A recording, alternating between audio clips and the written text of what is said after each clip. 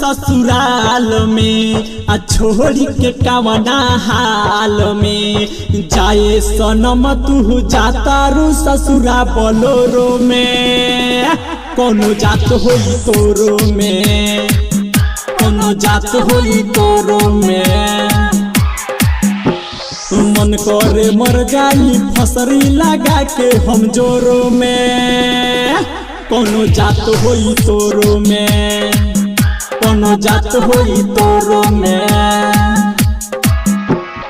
DJ विकास Riga Sitamarhi.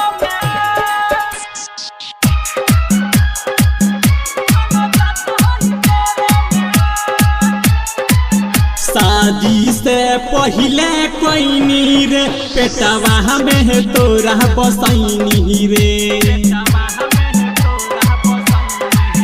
Check भइल काल medical report त जाके हम ही त बइनी रे रोई रोई लोरवा तू पोछबू हो सड़िया के कोरो में कोनो जात होई तोरो में कोनो जात होई तोरो में।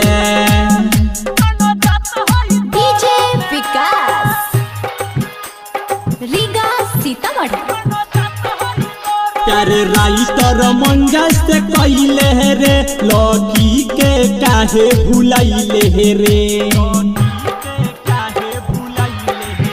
पर पहला देखे सोनू प्रेमी के जीता काहे सजैले रे शादी भइल रात चल जाता रे काहे भोरो में कोनो जात होई तोरो में कोनो जात होई तोरो में